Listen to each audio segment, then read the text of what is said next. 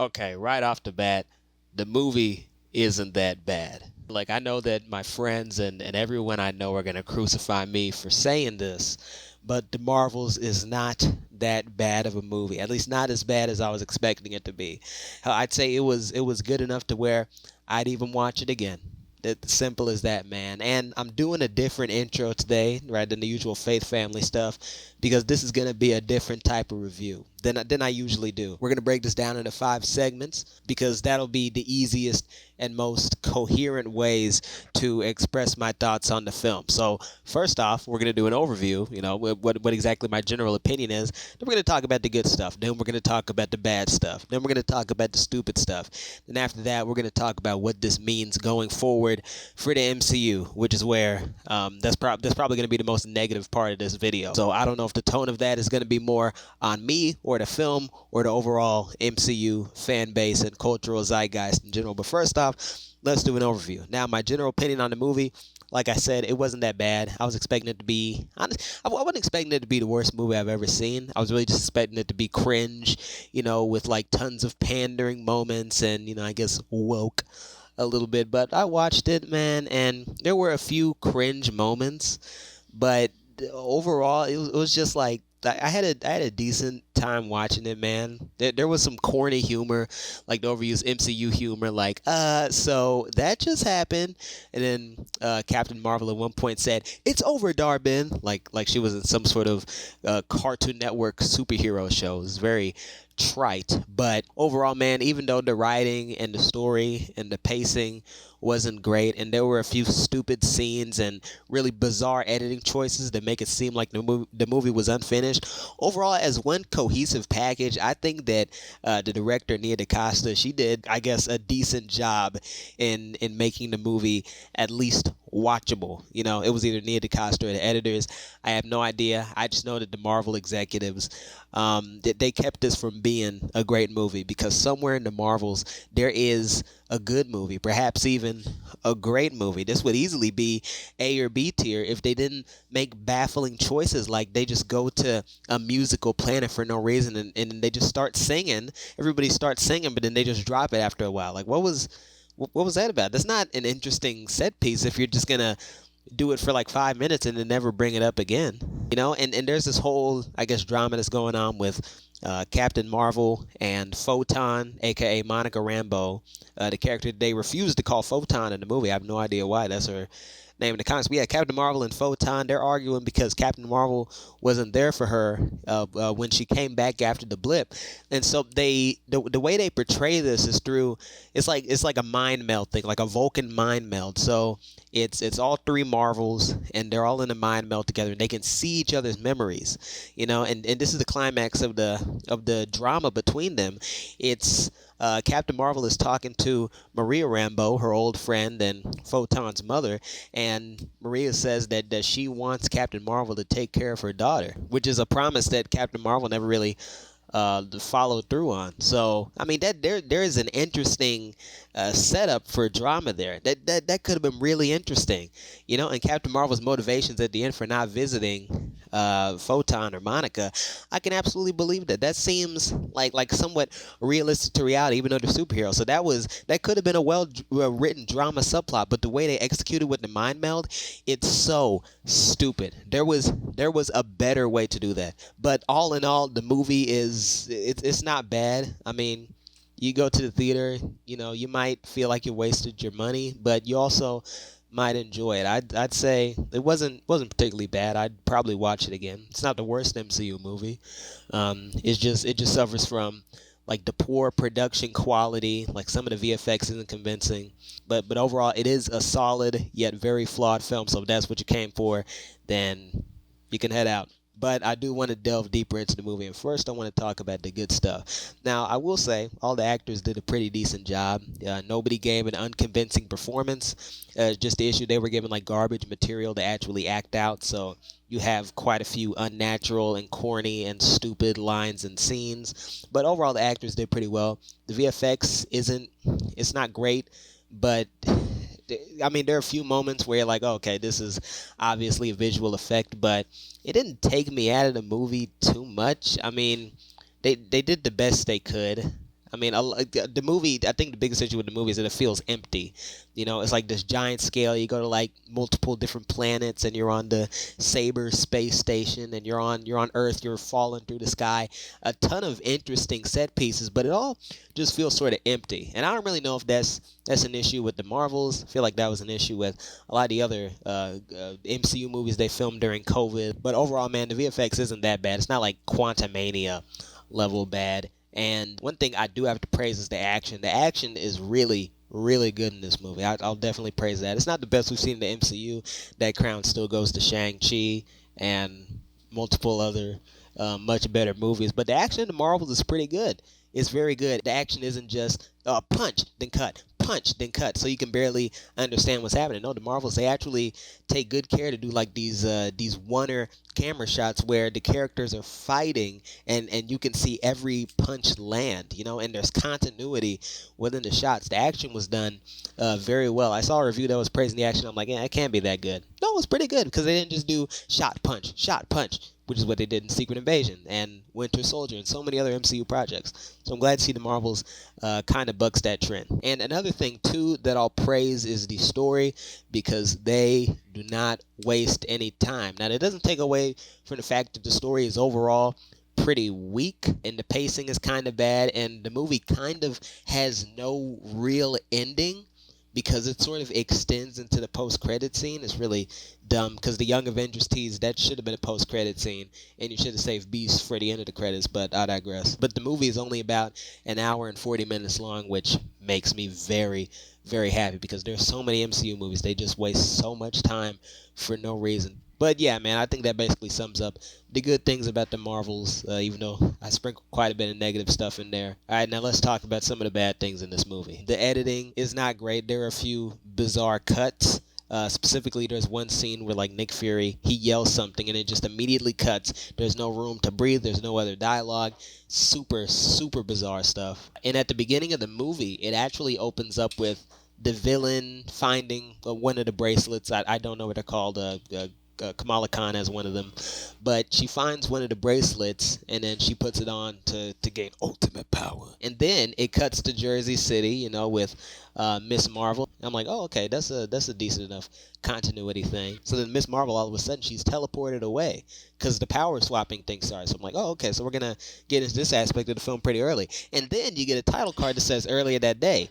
Now here's the thing about that. You started off in media res with the villain. We don't know what their plan is, which is fine. I mean, there's a ton of MCU movies that start off with a villain's plan. Just look at Guardians of the Galaxy 1, although it took a couple years for that to be explained. Anyway, then you cut to Jersey City, so you just assume the movie is just going to be continuous, like you're not going to have any weird abrupt gaps in time. And then all of a sudden we go back to earlier that day. So it's like they didn't know where to start this movie. And I mean, I do appreciate them putting the Miss Marvel scene at the front. It had that really cool 2D animated sequence. I really appreciated that was done fairly well, and it introduced the character pretty well because I'm sure quite a few people seeing the movie probably wouldn't know her, but just overall, man, that's a really messy way to start the movie.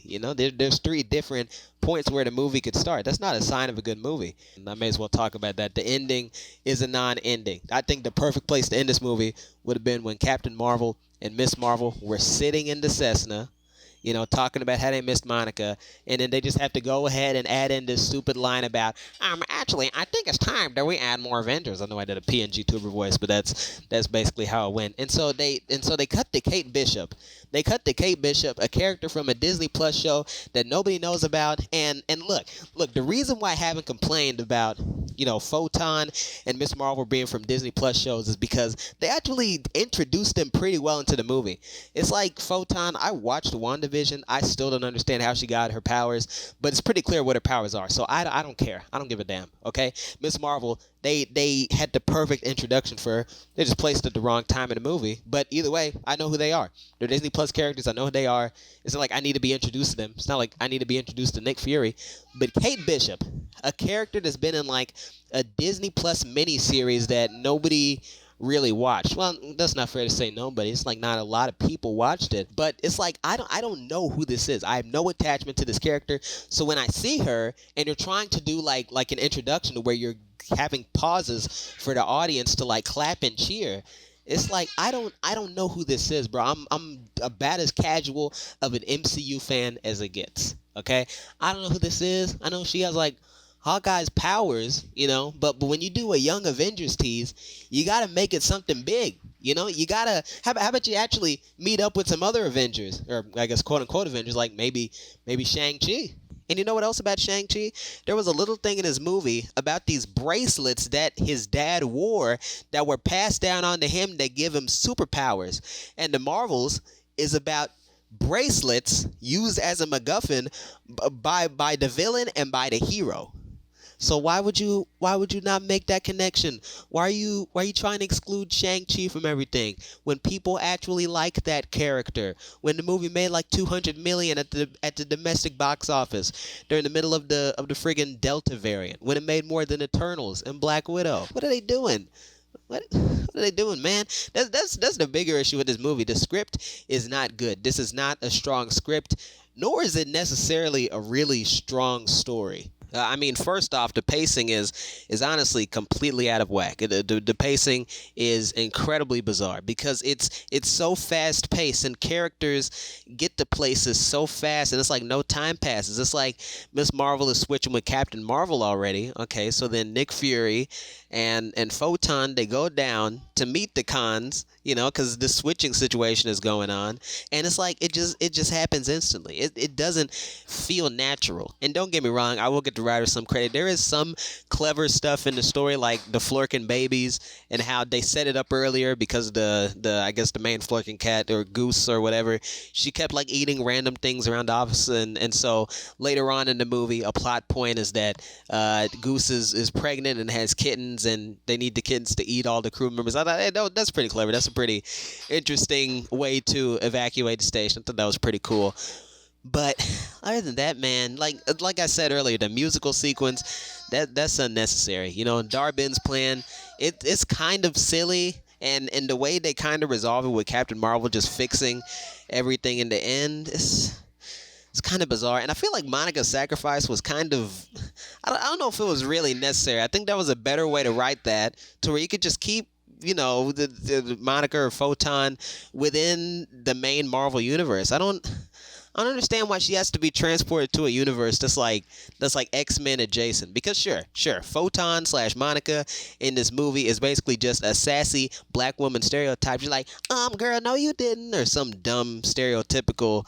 She had some really dumb lines like that. But I still got attached to her as a character. She was a really interesting character. Even with the poorly done drama, the drama still got me somewhat invested in her. And the best they decided to do with it was let's transport into the X2 universe. I mean, well, we don't have any real plans for her after WandaVision. The plot and script for this movie is amazingly weak. I think the characters and the performances of the actors and the action, they save it from being a bad movie, because I wouldn't say the Marvels is bad.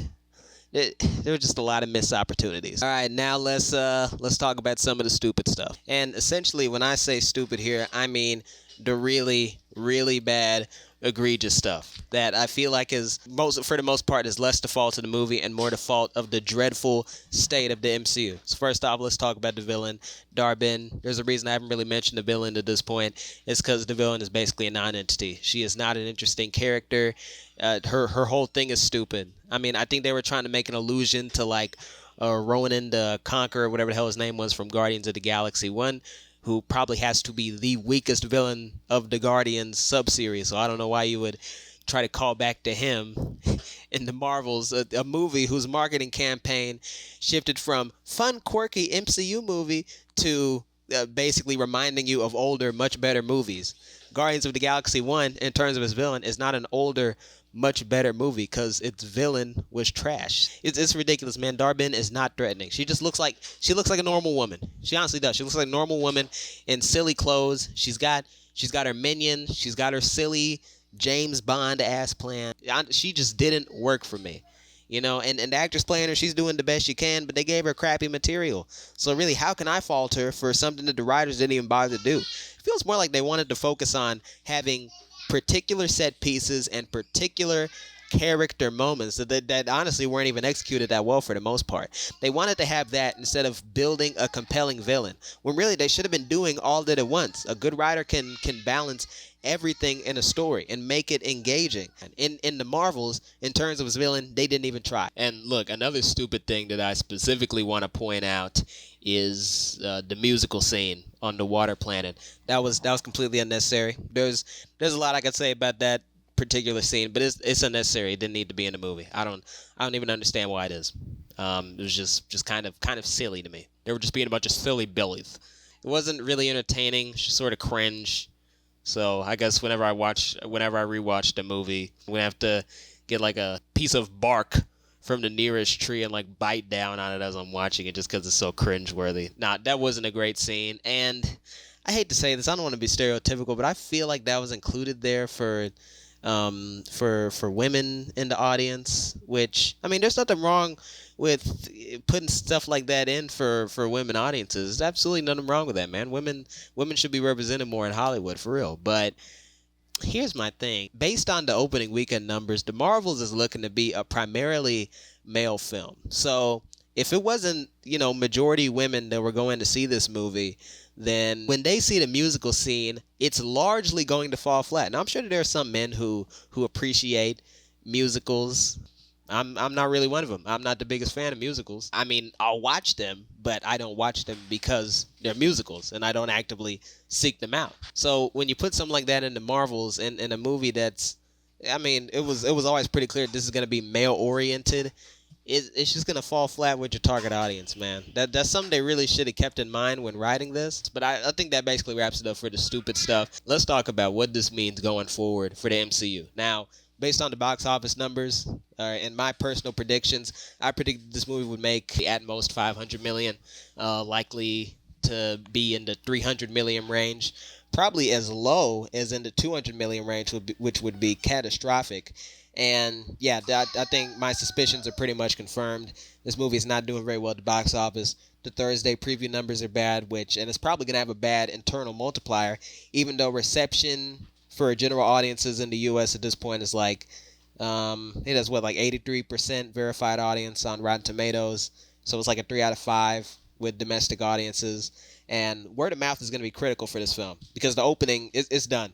That's already a foregone conclusion. And I don't know if this movie has legs, man, because, look, here's the thing, man. The opening weekend, in my opinion, it shouldn't be as low as it is. I feel like it should have opened higher than Quantumania. And this is just me talking. In my perfect utopian world, the Marvels would have opened above, like, $104 million because, I mean, it's better than Quantumania. Honestly, man, it is a decent movie that's just horribly flawed because of what the MCU is doing.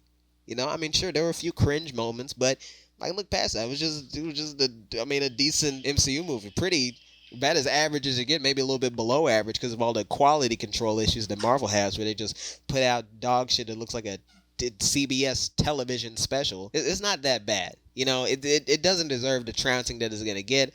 But the way it seems right now, the Marvel's going to have pretty bad word of mouth, which will lead to poor legs. So it's really tough to see this making more than like $175 to $200 million in the U.S., which is like particularly bad because if the numbers are that bad over here, just imagine how bad they are overseas. Because I don't think overseas is really going to like this movie, especially because of how they've been marketing it and how flip-flop that's been.